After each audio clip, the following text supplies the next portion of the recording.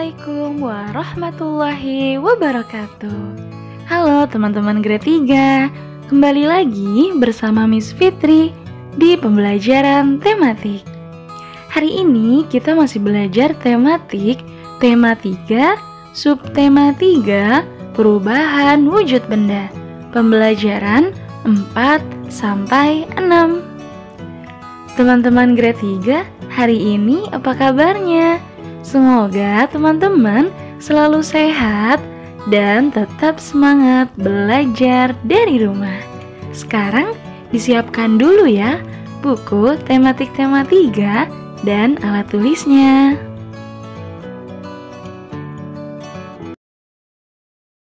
Oke teman-teman, sebelum kita belajar, mari kita berdoa terlebih dahulu ya. Teman-teman, angkat kedua tangannya. A'udzu billahi minasyaitonir rajim. Bismillahirrahmanirrahim. Raditu billahi rabba wa bil islami dina wa bi Muhammadin nabiyya wa rasula. Rabbi zidni ilma warzuqni fahma. Amin amin ya rabbal alamin. Semoga pembelajaran kita hari ini berjalan lancar ya. Teman-teman, kemarin kita sudah belajar mengenai proses perubahan wujud mulai dari mencair, membeku, dan menguap. Hari ini proses perubahan wujud yang akan kita pelajari yaitu mengembun dan menyublim. Oke, yang pertama, Miss akan menjelaskan terlebih dahulu apa itu mengembun. Ya, mengembun adalah proses perubahan wujud dari gas menjadi cair. Ada dua contoh peristiwa mengembun dalam kehidupan sehari-hari. Ketika kalian memasukkan pecahan-pecahan es batu ke dalam gelas, sisi luar gelas mula-mula kering. Beberapa saat kemudian, sisi luar gelas terdapat bintik-bintik air. Kemudian, coba teman-teman perhatikan ketika teman-teman naik mobil. Ya, pada saat cuaca cerah, kaca jendela mobil bagian dalam kering. Ketika hujan turun, kaca mobil bagian dalam menjadi buram. Apabila kalian menempelkan telapak tangan pada kaca, telapak tangan menjadi basah. Bagaimana kedua peristiwa itu dapat terjadi? Mungkinkah es yang mencair dapat menembus gelas? Mengapa sisi luar gelas menjadi basah? Oke, teman-teman perhatikan ya. Udara di sekitarmu banyak mengandung uap air. Ketika uap air bersentuhan dengan benda-benda yang lebih dingin atau suhunya rendah, maka berubah menjadi bintik-bintik air. Jadi, tetes-tetes air di sisi luar gelas bukan berasal dari dalam gelas. Akan tetapi, tetes-tetes air berasal dari uap air di sekitarnya. Nah, itu dia teman-teman, proses perubahan wujud mengembun. Ingat ya, mengembun adalah proses perubahan wujud dari gas menjadi cair. Sekarang, teman-teman buka bukunya halaman 160 ya. Setelah ini, Miss akan menjelaskan mengenai proses perubahan wujud menyublim. Nah, di buku teman-teman sudah banyak terdapat kalimat, namun kalimatnya belum tersusun rapi. Nah, teman-teman bisa perhatikan, Miss sudah menyusun setiap kalimatnya sesuai dengan urutannya. Coba teman-teman ikuti ya urutan yang telah Miss tuliskan. Nah, sekarang teman-teman simak ya. Pernahkah teman-teman melihat atau menggunakan kapur barus? Ya, teman-teman bisa lihat di sampingnya sudah ada gambar dari kapur barus yang biasanya diletakkan di lemari pakaian atau di kamar mandi. Ya, kapur barus dapat dijumpai sehari-hari. Bentuknya bulat dan beraneka warna. Apakah kegunaan kapur barus? Kapur barus digunakan untuk menghilangkan bau yang tidak sedap. Biasanya diletakkan di lemari di sela-sela pakaian atau di kamar mandi. Apa yang terjadi pada kapur barus? Ya, lama-kelamaan kapur barus akan mengecil dan habis. Apa yang terjadi? Kapur barus lama-kelamaan mengecil dan habis karena telah terjadi perubahan wujud pada kapur barus. Perubahan wujud dari padat menjadi gas. Perubahan wujud dari padat menjadi gas disebut menyublim. Peristiwa menyublim mengakibatkan kapur barus mengecil dan habis. Ketika kapur barus berubah wujud menjadi gas, tercium bau wangi di udara. Nah, itu dia teman-teman yang dinamakan proses menyublim. Jangan sampai lupa, menyublim adalah perubahan wujud dari padat menjadi gas. Nah, di sini ada satu proses perubahan wujud yang harus teman-teman tahu juga nih. Ya, tahukah teman-teman, perubahan wujud juga terjadi dari benda gas menjadi padat. Perubahan wujud benda dari gas menjadi padat disebut menghablur atau mengkristal. Jika kita tinggal di negara 4 musim, maka akan melihat embun beku di pagi hari di musim dingin. Embun beku tersebut seperti kristal es yang menempel pada tanaman. Hal ini terjadi karena uap air di udara yang berwujud gas berubah menjadi padat. Nah, tadi menghablur apa teman-teman? Ya, menghablur adalah perubahan wujud benda dari gas menjadi padat. Sekarang, ayo kita berolahraga. Nah, teman-teman, coba perhatikan gambarnya. Kira-kira olahraga apa ya yang akan kita lakukan hari ini? Ada yang tahu? Ya, benar sekali.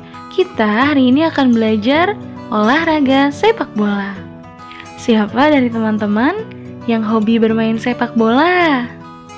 Ya, pasti sebagian besar dari laki-laki. Siapa yang suka bermain sepak bola di sekolah? Ya, pasti teman-teman sudah kangen ya untuk bermain bersama teman-teman di sekolah. Oke, teman-teman, tahu tidak? Bermain sepak bola itu harus dilaksanakan di lapangan berumput. Meskipun bisa juga sih di lapangan yang tidak berumput. Ya, permainan sepak bola dimainkan oleh 11 orang. Satu orang pemain berperan sebagai penjaga gawang. Nah, sekarang Miss akan menjelaskan teknik dari menendang bola. Teman-teman perhatikan ya.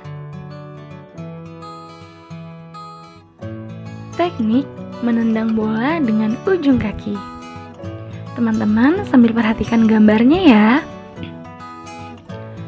Yang pertama, kaki yang digunakan untuk menumpu sedikit ditekuk. Ujung jari kaki tetap menghadap ke depan.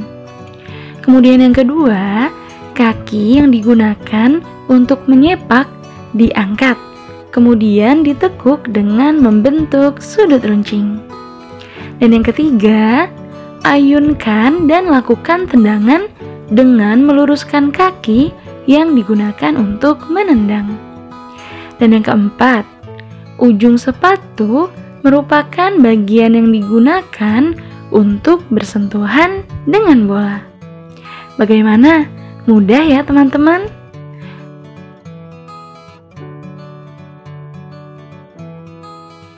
Selanjutnya, ayo berhitung. Seperti yang sudah kita pelajari kemarin, teman-teman tentu masih ingat kan tangga satuan berat? Ya, ada apa saja teman-teman satuannya? Coba kita ingat-ingat kembali ya. Yang pertama ada kg atau kilogram. Kemudian ada hg, ons atau hektogram. Ada dek atau dekagram. Kemudian g, gram, dg, desigram, cg, sentigram, dan mg, miligram. Kemudian teman-teman juga masih ingat kan? Kemarin kilogram ke gram itu turunnya berapa anak tangga teman-teman? Ya, 3 anak tangga. Jadi kalau 3 anak tangga, angka nolnya ada berapa? Ada 3. Sehingga kilogram ke gram kemarin dikali atau dibagi? Coba perhatikan anak tangganya. Kalau turun dikali atau dibagi? Ya, kalau turun dikali. Dikali berapa teman-teman? Ya, dikali 1000. Jadi 1 kilogram sama dengan 1000 gram. Di sini Miss akan memberikan satu contoh soal untuk teman-teman, agar ketika teman-teman mengerjakan latihan nanti, teman-teman sudah tidak bingung. Perhatikan ya. Ayah Siti membeli 1 kilogram es kering. Setelah 3 jam diletakkan di tempat terbuka, lama-kelamaan es kering mengecil dan ada yang menghilang. Mengapa? Ternyata terjadi peristiwa menyublim pada es kering tersebut. Ketika ditimbang, es kering yang tersisa 400 gram. Berapa gram es kering yang telah berubah menjadi gas? Oke, sekarang kita akan menjawabnya bersama-sama. Berat es kering mula-mula yaitu 1 kg. Kemudian sisa berat es kering setelah 3 jam menjadi 400 gram. Jumlah es kering yang menyublim adalah, ya teman-teman, harus diingat ya, pertama-tama kita harus menyamakan satuan berat jika menemukan satuan yang berbeda ketika menghitung.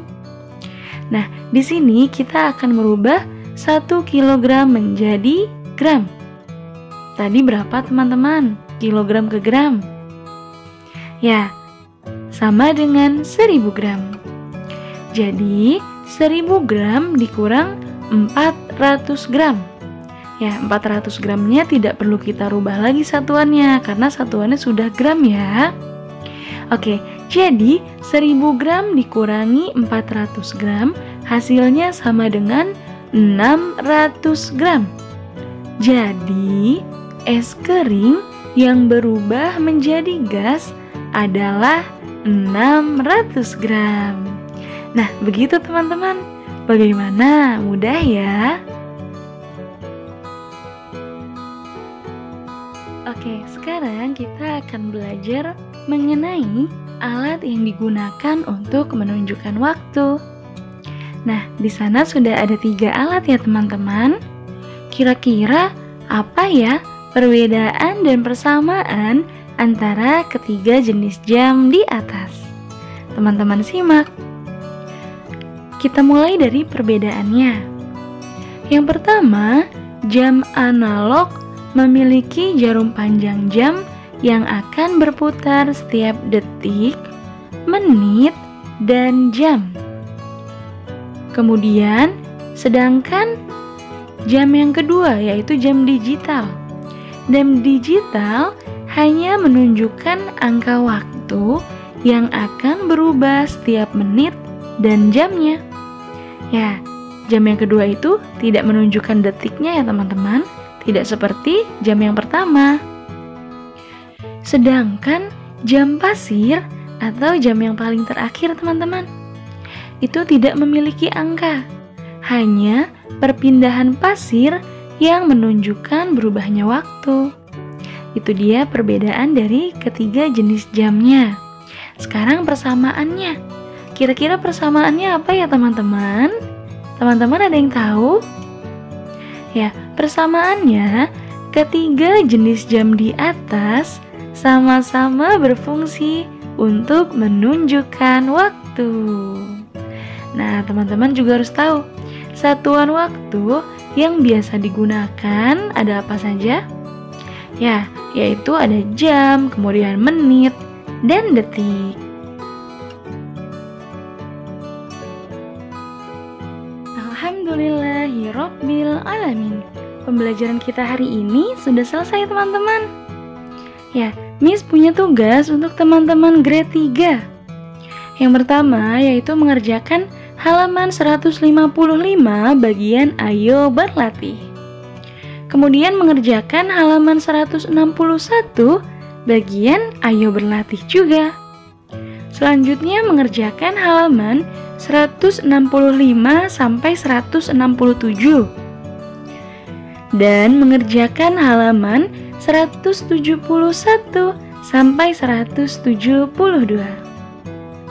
Nah, untuk tugas tertulisnya ini dikumpulkan paling lambat hari Kamis 29 Oktober 2020. Nah, untuk tugas praktiknya, teman-teman praktikkan ya menendang bola dengan membuat gawang buatan. Misalnya teman-teman mau memberi batasan gawang itu kursi gitu. Jadi teman-teman praktik menendang bola. Nah, untuk tugas praktiknya dikumpulkan paling lambat hari Sabtu ya teman-teman. Oke, semangat teman-teman mengerjakan tugasnya. Terima kasih teman-teman grade 3 telah menyimak materi pembelajaran dari Miss Fitri pada hari ini. Nah, jika ada yang ingin ditanyakan, bisa langsung menghubungi Miss Fitri ya. Dan untuk tugasnya, jika sudah selesai, juga bisa langsung report melalui WA Miss Fitri. Oke teman-teman, saya Hamdalah untuk pembelajaran hari ini. Alhamdulillahirabbil alamin. Miss akhiri ya.